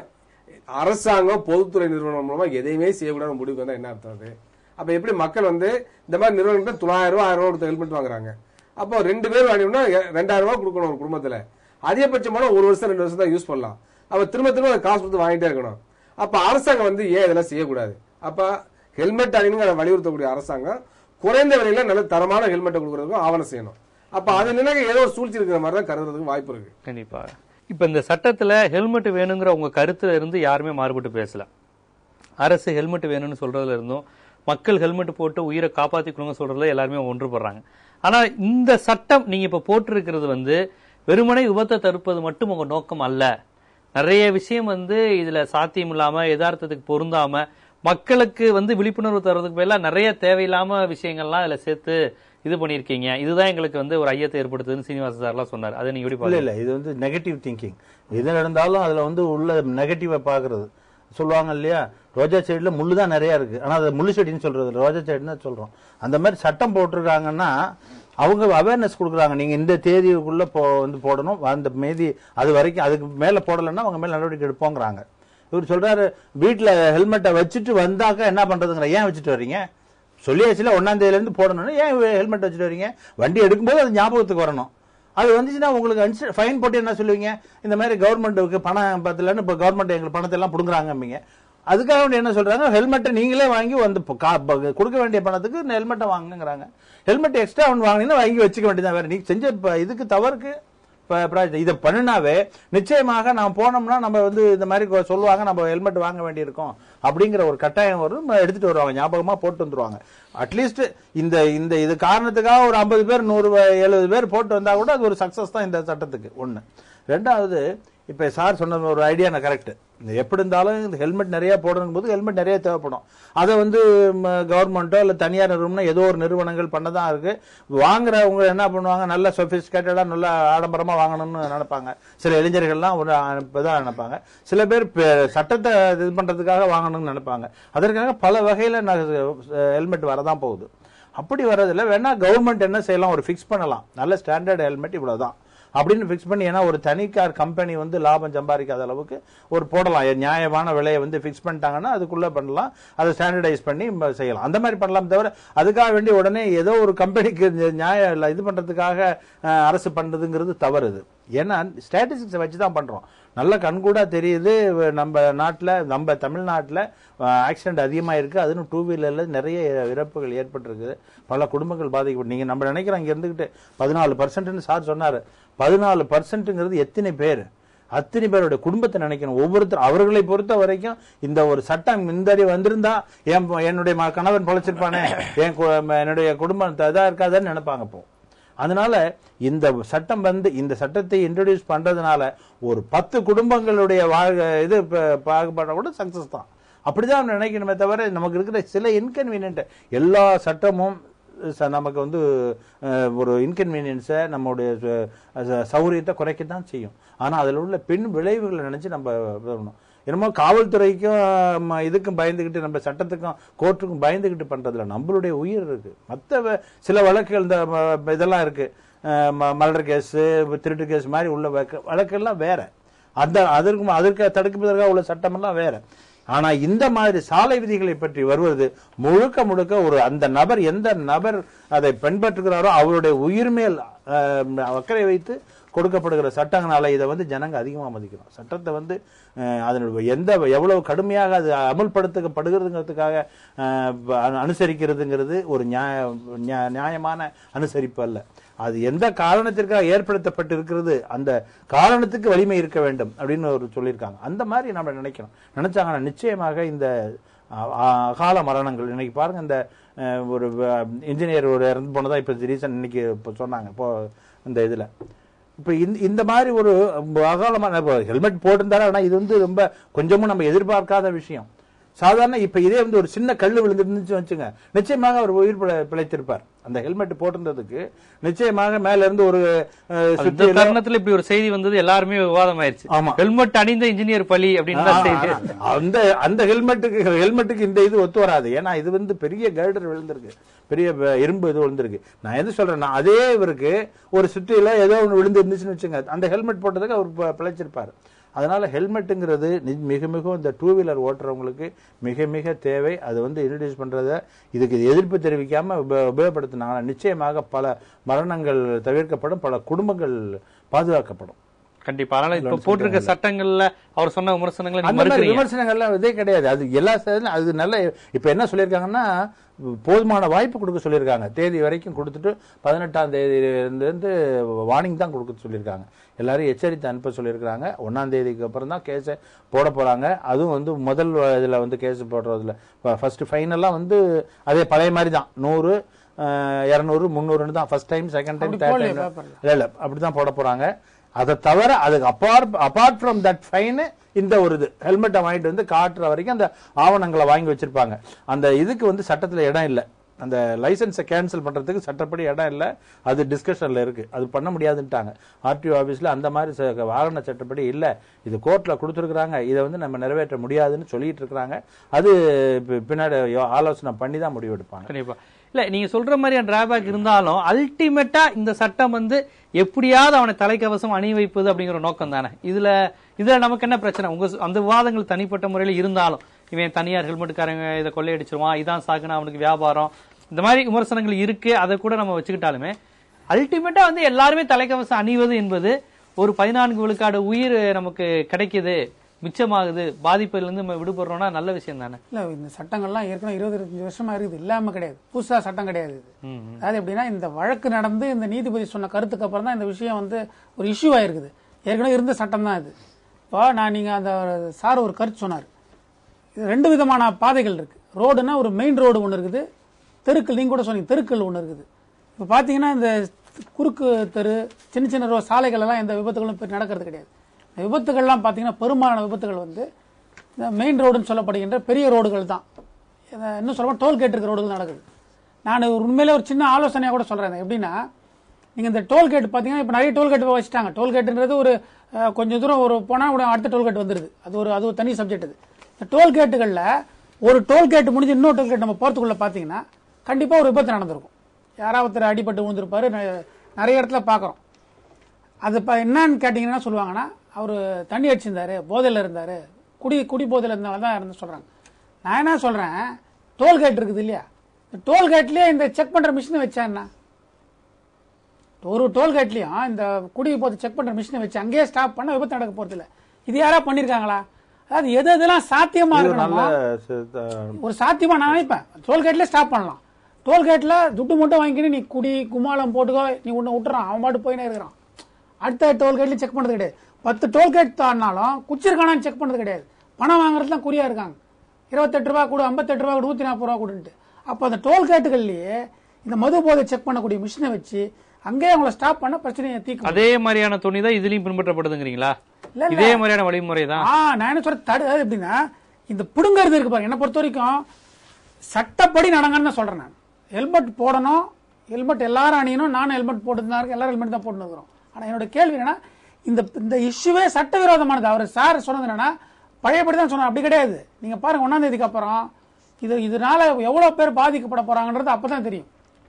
வண்டி ஓட்டுற எல்லாருமே யாரெல்லாம் தெரியாம ஹெல்மெட் போட்டு வராதவங்க, பின்னாடி ஒருத்தருக்கு லிப்ட் கொடுத்தவங்க, இவங்க எவ்வளவு பாதிக்கப்பட போறாங்க. லிப்ட் கொடுக்கறவங்க கையில ஹெல்மெட் வச்சா லிப்ட் கேட்கணும். இனிமேல் நம்ம லிப்ட் வாழ்க்கையில யாரும் கொடுக்க முடியாது. லிப்ட் கொடுக்கறத தடுக்கிற சட்டம் இது. சட்டம் கிடையாது, தடுக்கிற ஒரு இஷ்யூ கொண்டு இருக்கான். ஒருத்தன் ஐயா ஹாஸ்பிட்டல் ஹெல்மெட் அணியிற சட்டம்னு சொல்றத விட லிப்ட் கொடுக்கறத தடுக்கிற சட்டம். எப்படின்னா ஹாஸ்பிட்டல் போனாங்க, ஐயோ உன்னை ஏத்தனா எனக்கு ப்ராப்ளம் பா, வண்டியை பிடிக்கணும் போயிடுவான். ஒரு பிரச்சனை ஸ்கூல் பரீட்சை எழுத போனோம், லிப்ட் கொடுக்க முடியாது. இனிமேல் லிப்ட் கொடுக்கறவங்க லிப்ட் கொடுக்கற தடுக்கிற விஷயமா தான் இருக்கும். அப்போ நான் என்ன சொல்றேன்னா அதாவது படிப்படியாக ஹெல்மெட் சொன்னா நிறைய புள்ளி விவரங்கள்லாம் கொடுத்தாரு அவர் மருத்துவர் ரவீந்திரநாத் அவர்கள். இந்த மாதிரி புள்ளி விவரங்கள் இவர் தான் கொடுக்குறாரு தவிர எந்த டிவிலையோ இல்ல ஊடகங்கள்லயோ இல்ல அரசோ நோட்டீஸ் போட்டு யாரும் கொடுக்கல. இந்த மாதிரி விஷயங்களை மக்கள் மத்தியில் கொண்டு போய் சேர்த்து 2 வீலர் அணிஞ்சா இவ்வளவு பிரச்சனை இருக்குது, இவ்வளவு விபத்து இருக்குன்ற புள்ளி விவரங்களை கொடுத்தா கூட ஒரு மக்கள் மத்தியில் ஒரு தாக்கத்தை உருவாக்க முடியும். அதை விட்டுட்டு திரும்ப சொல்றேன், சட்டவிரோதமாக மோட்டார் வெஹிக்கிள்ஸ் ஆக்டுக்கு விரோதமாக மோட்டார் வெஹிக்கிள் ஆக்ட் திருத்தாமல் நீங்க அந்த வாகன பாதுகாப்பு சட்டத்தை திருத்தாம நீங்க வந்து லைசன்ஸ் பிடிக்கணுமோ ஆர்சி புக்கை பிடிக்கணும்னா சட்ட விரோதம். It is illegal. நான் சொல்றேன் சட்டவிரோதமான விஷயத்தை எப்படி பண்ண போறாங்க? இதை ஏத்து யாருமே வழக்கு போடல. எனக்கு ஆச்சரியமா இருக்குது. எப்படின்னா இது வந்து தவறானது, சொல்லப்பட்ட கருத்து எல்லாமே தவறானது. டீடைல்டா சொன்னா பரவாயில்ல, அப்படி சொல்லவே இல்லை. முதல் வாட்டி, 2வது வாட்டி, 3வது வாட்டி எப்படி கண்டுபிடிப்பீங்க? இல்ல 3வது வாட்டி போய் எப்படி கண்டுபிடிப்பீங்க? அது ஒரு வேலிடான क्वेश्चन. இது இருக்கு பண்ற கையில ஒரு விஷயம் கொடுத்திருக்காங்க, எலக்ட்ரானிக் டிவைஸ் கொடுத்திருக்காங்க. அந்த எலக்ட்ரானிக் இருக்கு, ஆல்ரெடி இருக்கு. அந்த எலக்ட்ரானிக் டிவைஸ்ல இந்த வண்டி நம்பரை போட்டாவே ஆல்ரெடி உங்க இன்வால்வ்டா அப்படிங்கிறது தெரியும். அப்ப முதல் வாட்டி கிடையாதுன்னு உத்தரவாதம் கொடுக்கறாரா? என்னன்னா இதுல என்ன ஒரு டிராபேக்னு கேட்டீங்கன்னா, ஒரே வெஹிக்கிள வெவ்வேறு டைம்ல வெவ்வேறு பேர் எடுத்திருந்தாக்க அவர் பாதிக்கப்படுவார். அந்த மாதிரி ஒரு இது இருக்கு. அதெல்லாம் டிஸ்கஸ் பண்ணிட்டு தான் இருக்காங்க. இப்போ ஒரு சட்டத்தை கொண்டாந்தோம்னா பல ப்ராஸ் அண்ட் கான்ஸ் இருக்கதாங்க செய்யும். அதுக்கு வர்றது அதோட அல்டிமேட் நீங்க சொன்னது மாதிரி எந்த காரணத்துக்காக அதை பண்றாங்க, இவ்வளவு எல்லாம் பண்றது எதுக்கு? ஏதாவது அரசுக்கு லாபம் வர்றதுக்காக, ஒரு தனி மனிதனுடைய பணத்தை பிடுங்கிறதுக்காக பண்ணாங்கன்னா நீங்க சொல்ற தனி மனித உயிரை காப்பதற்காக எடுக்கிறதுல போயிட்டு நம்ம ஒண்ணு அந்த எது நெகட்டிவ் இருக்கா இம்ப்ளிமெண்ட் பண்றதுலயே ரொம்ப பாதுகாப்பா தான் பண்றாங்க. இவ்வளவு தூரம் சொல்றாங்களே தவிர இப்படி பண்ணும் போதும் அங்க இருந்து இப்ப நம்ம ஒரு ஆறு வந்துட்டாருன்னா உடனே பண்ணிட போறது இல்லை. அங்க வந்து மனிதாபிமான அடிப்படையில ஒருத்தவங்க வந்துடுறாங்க, சார் மறந்துட்டு வந்துட்டாங்க சார் சொல்றாங்க, பின்னாடி உட்காந்துருக்க இல்ல ஒய்ஃபுக்கு போடாம இருக்கிறாங்க, அவரே இந்த ஆரையை மன்னிச்சு விடுவாரு. அவரை யாரும் ஒன்னும் நடவடிக்கை எடுத்துட போறது இல்லை. அவர் நினைச்சாரா மன்னிச்சு விட்டுருவாங்க. அந்த மாதிரி விடுவாங்க. அது சொல்லக்கூடிய இதை பொறுத்து இருக்குது. அது மாதிரி செஞ்சு விடுவாங்க. சில சமயங்கள்ல திரும்ப ஒவ்வொருத்தருக்கும் மாறுபடும் இல்லைங்களா? அதே மாதிரி காலை வந்து ஒரு பக்கம் போட்டுக்கணும்னு சொன்னார் அவர். நல்ல கருத்து இல்லைன்னு சொல்ல வரல. நம்ம ஊர்ல புடவை அணிய கலாச்சாரம் எல்லாருமே நவீன உடைக்கு மாற வேண்டியதா? இதுக்காக கலாச்சாரத்தை மாற முடியாது. அட்லீஸ்ட் உயிரை காப்பாத்துறதுக்காக மாறலாம்ல. அது எப்படின்னா ஒண்ணு புரிஞ்சுங்க, இது வந்து உயிர் ரொம்ப முக்கியம்ல சார் நமக்கு. அதுக்காக புடவை ஊத்திக்காதன்னு சொல்றதுல நியாயமா இருக்க முடியாது. புரியுதா உங்களுக்கு? உயிர் சார்ந்த நீங்க சொல்ல ஞாபகம் வச்சுங்க. சுடிதார் போறதுல என்ன சார் இப்ப சுடிதார் அவங்க விருப்பங்க. அதுக்கு ஒரு சட்டம் கொண்டு வரீங்களா? அப்புறம் சுடிதார் தான் போடணும், பேண்ட் தான் போடணும் சட்டம் கொண்டு வரீங்களா? சட்டம் கொண்டு வந்து மக்களுடைய எதையுமே மாறக்கூடாது. எந்த அமைப்பு மனித உரிமைக்கு மீறலாம் நினைக்கிறேன் நான். அவ்வளவுதான். புரியுதா உங்களுக்கு? இது ஒருத்தருடைய தனி மனித உரிமையை ஹெல்மெட்டை கொண்டு வந்து காமின்னு சொல்லுங்க. வண்டியை வச்சு ஹெல்மெட்டை கொண்டு வந்து காமின்னு சொன்னா பரவாயில்ல. இதுக்கு போய் ஒரு ஹெல்மெட் வாங்கணும், அது ஐஎஸ்ஐ உள்ள ஹெல்மெட், அது தரமான ஹெல்மெட் சொல்றதுல என்ன சார் தவறு இருக்கு? ஏன்னா வீட்டுல தான் ஹெல்மெட் எடுத்துன்னு காமின்னு சொல்லலாம் இல்லையா? ஹெல்மெட்டை போடாம மாட்டான், வீட்டுல ஹெல்மெட் கொண்டு போய் இது வந்து என்ன எதுக்காக இந்த மாதிரி விஷயங்கள் வருதுன்னு நினைக்கிறேன். ஹெல்மெட் ஏன் வாங்க சொல்றாங்கன்னு தான் கேக்குறேன். என்னோட கேள்வி, இவ்வளவு சொன்னதுக்கு அப்புறமா எப்படி மறந்துட்டு வர முடியுது? மறந்துட்டு வர மாட்டாங்க.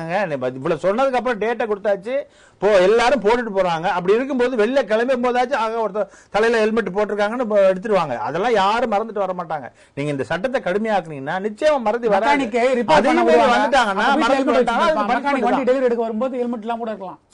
நிறைய விஷயங்கள் இருக்குதா? எப்படின்னா இதுல வந்து நீங்க ஆராய்ந்து பாத்தீங்கன்னா ஹெல்மெட் போடாம இருக்க வாய்ப்புகள் நிறைய இருக்கு. கண்டிப்பா. இது சார் ஒரு இது சொன்னாரு, இப்போ சென்னையில் நடைபாதையே கிடையாது, பிளாட்ஃபார்மே கிடையாது எந்த ரோட்லையும். இப்போ அந்த நடைபாதையில் போகிற முடியாமல் ஏகப்பட்ட இறப்புகள் இருக்குது. அதுக்கப்புறம் ரெண்டாவது என்ன சொல்கிறாங்கன்னா, அந்த வாகன ஓட்டிகள் இருக்காங்கல்ல, அவங்களும் ஏகப்பட்ட பேர் இருக்கிறாங்க. பொதுமக்கள்கிட்ட இருந்து என்ன கருத்து வருதுன்னா, இப்போ டூ வீலர் ஓட்டுறவங்க மட்டும்தான் ஹெல்மெட் போடணும்னா ஏன் அவங்க பாதசாரிகளும் அந்த வாகன ஓட்டுநரும் போட வேண்டியதானு கேள்வி கேட்குறாங்க நம்மகிட்ட. அந்த மாதிரி இருக்குது. ரெண்டாவது ஐயா சொன்ன மாதிரி அந்த ஹெல்மெட் வந்து எப்பவுமே உயிருக்கு உத்தரவாதம் கிடையாது.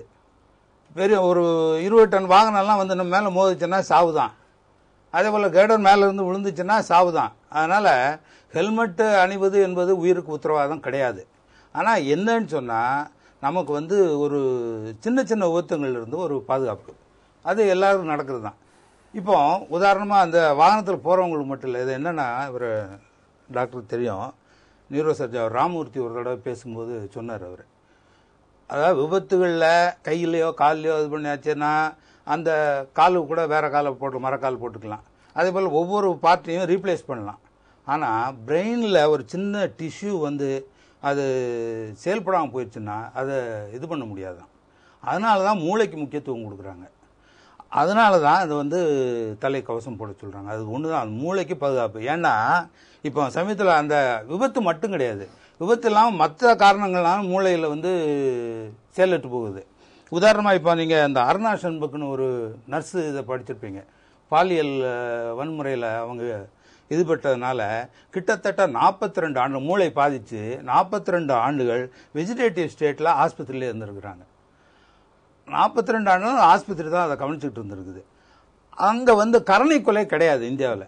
அப்போ அவங்கள வந்து சீக்கிரம் சாகடிக்க முடியல. அவங்க 42 ஆண்டுகள் தொடர்ந்து துன்பம் அனுபவிச்சுட்டு இருந்தாங்க. அதே போல் இங்கேயும் என்ன ஆகும்னா, அந்த மூளையில் பாதிப்பு ஏற்படுத்துச்சுன்னா அந்த வெஜிடேட்டிவ் ஸ்டேட்டில் வருஷக்கணக்காக படுக்க வேண்டியிருக்கும். அப்போ அதை யார் கவனிக்கிறது? அதுதான் இதில் உள்ள முக்கியமான ஒரு இது. ஹெல்மெட் இது பண்ணாதனால சாவு இதில் தடுக்க முடியாதுங்க அது சொல்றாரு. இப்ப ஒரு 50 பேர் இல்ல குறைஞ்சிருக்குல்ல, அது வந்து பிரயோஜனம் இல்லை அப்படிங்கிற ஒரு வார்த்தை சொன்னாரு. இல்ல இல்ல அதாவது ஒரு 50 பேர் அடிபடுறாங்கன்னா அட்லீஸ்ட் ஒரு 15-20 பேருக்காவது அந்த ஹெல்மெட்னால 2 பேர் தப்பிச்சா கூட உயிர்னா கூட உயிர் தான், அந்த குடும்பம் தான். அப்படிதான் நினைக்கணும் நம்ம. அதனால இப்ப அதை வந்து இன்சிஸ்ட் பண்றது அதான். ஏன்னா சில சந்தர்ப்பங்களில் ஆக்சிடென்ட்ல வந்து என்ன நடக்கும்னு சொல்ல முடியாது. வீல்ல விழுவாங்க, மேல தலையில ஏற, அப்ப போய் ஹெல்மெட் எப்படி யூஸ் ஆகும்? ஒரு இடத்துல பாத்தீங்கன்னா வண்டியே ஸ்மாஷ் ஆயிருக்கும், ஆனா ஆள் பொழைச்சிருப்பாங்க, சின்ன காயத்தோட பொழைச்சிருப்பாங்க. கண்டிப்பா. இப்ப அவரு தனி மனித உரிமை மீறல் அப்படிங்கிற விஷயத்த சீனிவாசன் சார் வந்து தொடர்ந்து ஆரம்பத்துல இருந்து அதை சொல்றாரு. இந்த சட்டம் வந்து தனி மனித உரிமை மீறுதல் இல்ல, தனிமனித உரிமைன்னு சொல்ல முடியாது. அது மக்களுக்கு பயனும் இருக்குது, அதையும் நம்ம பார்க்கணும். அது அதே நேரத்துல அவங்க தன் கடமையை செய்ய மறந்துட்டு அத பழிய வந்து பொதுமக்கள்கிட்ட போடுறாங்க இருந்ததுதான் இது. அதே போல வியாபாரிகளுக்கு சாதகமா இருக்குங்கிறது அப்பட்டமான உண்மை. இல்ல, இது எப்படி நீங்க ஆல்டர்னேட் பண்ணுவீங்க? அதாவது இது ஓகே, அரசுக்கு ஒரு நோக்கமே இருக்கு, தனியார்களோட ஒரு ஒப்பந்தம் போட்டே பண்ணுன்னு வச்சுக்கோங்களேன். இப்ப இது வந்து எப்படி இப்ப உடனடியா இப்ப இந்த விஷயத்தையும் செஞ்சாகணும், தனியார்களுக்கும் நம்ம கொள்ளை லாபம் வந்துடக்கூடாதுன்னா அது வேற எப்படிதான் செய்ய முடியும்? நீங்க விலை நிர்ணயிக்கணும். இல்ல, இப்போதைக்கு முந்தி அந்த காலத்துல எம்ஜிஆர் வந்து முந்தி சைக்கிள் 2 வீலர் போனா உடனே காவல்துறையில புக் பண்ணிடுவாங்க. அவங்களை வந்து ரொம்ப கஷ்டப்பட்டு அவங்களை ஃபைன் பண்ணி ரொம்ப இது. அதே போல் இப்போ மகாபலிபுரத்தில் பார்த்தீங்கன்னா அதில் இளைஞர்கள் தான் இதில் ஈடுபடுறது பூரா, வேகமாக போகிறது பூரா இளைஞர்கள் தான் மோட்டர் சைக்கிள் போகிறாங்க. வேகமாக போனவங்களை என்ன கிட்டத்தட்ட 20-30 பேரை பிடிச்சி போலீஸ் ஸ்டேஷனில் வச்சு அவங்கள வந்து நிர்வாணப்படுத்தி வெறும் ஜட்டியோட மட்டும் இருக்க வச்சு ஒரு நாள் முழுதும் இருக்க வச்சிருக்கிறாங்க. காவல்துறை இப்படி செய்கிறாங்களா? மகாபலிபுரத்தில் இப்போ 3 நாளைக்கு முன்னாடி இந்த செய்தி, பத்திரிகை செய்தி. அதுக்கப்புறம் வந்து அந்த மோட்டர் சைக்கிளை பாதுகாப்பதற்காக ஒரு 1200 ரூபா ஃபைன் வேற அவங்களுக்கு போட்டுக்கிறாங்க. அது இந்த மாதிரி எல்லாம் நிகழ்வுகள் நடக்குது. அது அப்போ இந்த சட்டம் வந்து தவறாக பயன்படுத்தக்கூடாது, காவல்துறைக்கு அதிக அதிகாரம் போயிடும் சொல்றீங்களா? அதாவது துஷ்பிரயோகம் பண்ண இதுக்கு வாய்ப்பு அதிகம் இருக்குது. பொதுவாக எந்த சட்டம் போட்டாலும் இதை யாராவது தவறா பயன்படுத்த தானே செய்வாங்க, அந்த அங்கேயும் அதுல. அதனால என்னன்னா அரசு செய்ய வேண்டியது இந்த இளைஞர்களுக்கு வந்து கொஞ்சம் எஜுகேஷன் கொடுக்கணும், அவங்கள வந்து முறைப்படுத்தணும். இப்போ ஆக்சிடென்ட் அதிகம் நடக்கிறது வந்து இந்த இளைஞர்கள் வச்சு தான் பார்த்தா. இப்போ மோட்டர் சைக்கிள்லாம் இன்னொன்று வந்து அந்த இருசக்கர வாகனங்கள்லாம் வந்து நம்ம ரோட்டுக்குன்னா ஒரு 100 சிசி போதும்.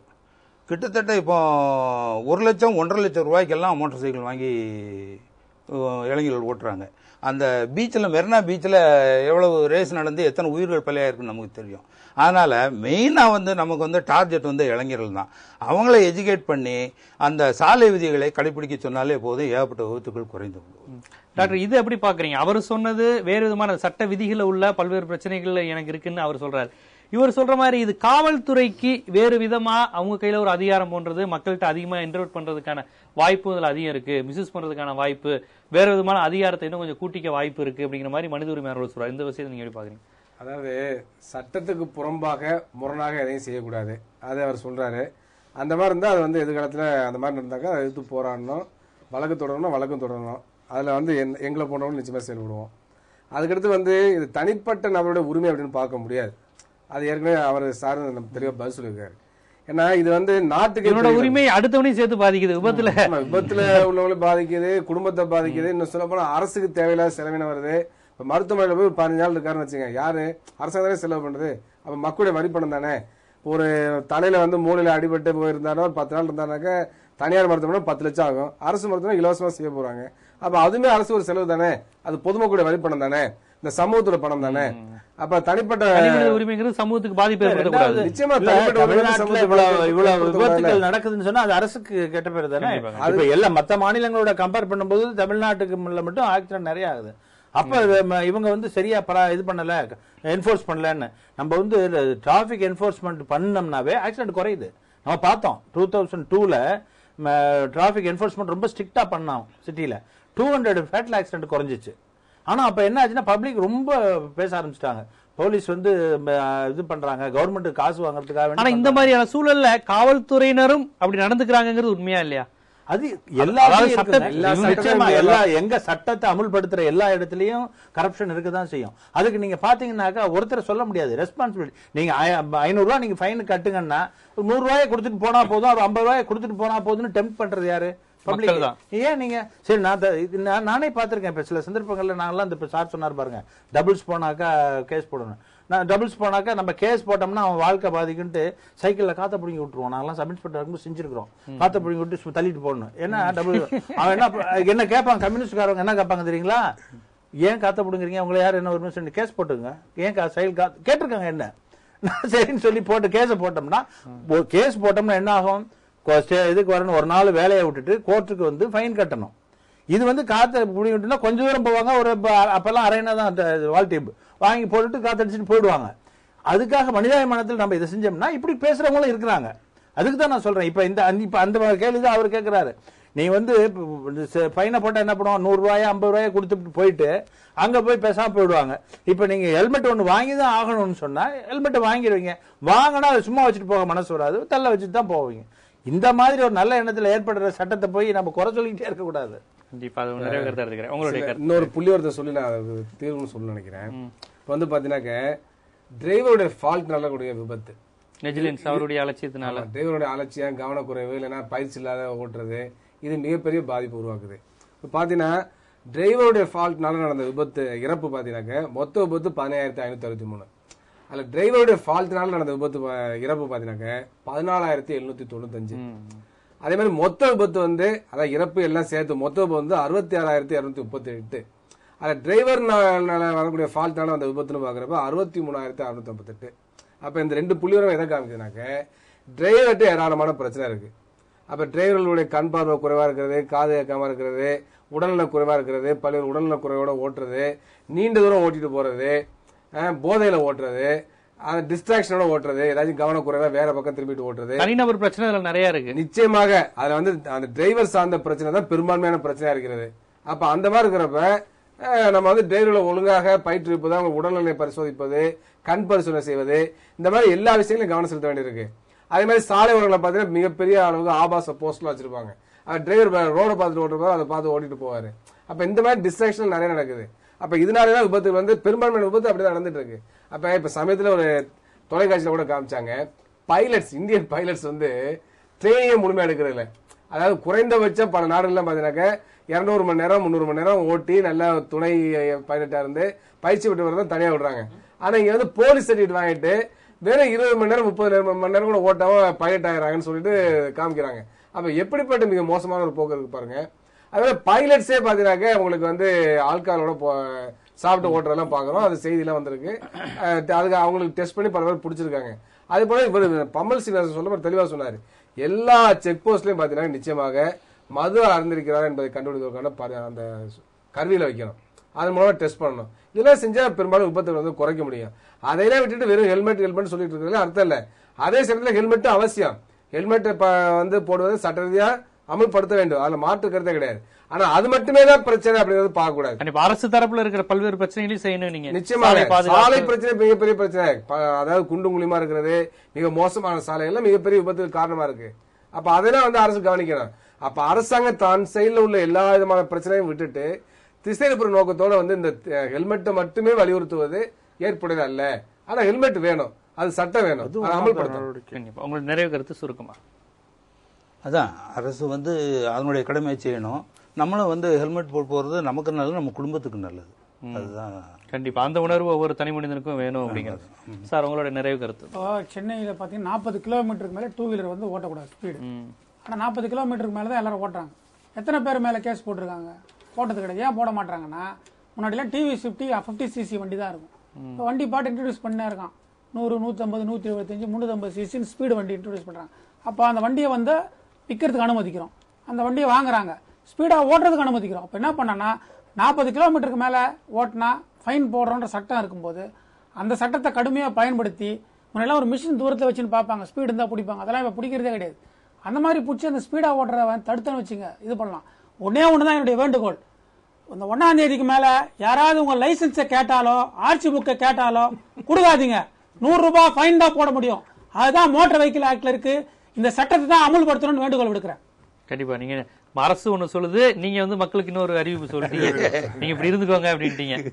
இமயம் டிவி மூலமா சொல்லிட்டு. ஆமா, அரசு பார்ட்லி ரெஸ்பான்சிபிள். அரசு தரப்பையும் நம்ம சொல்லியாச்சு, அரசு தரப்பையும் சொல்லி சீனிவாஸ் சார் தரப்பையும் சொல்லியாச்சு.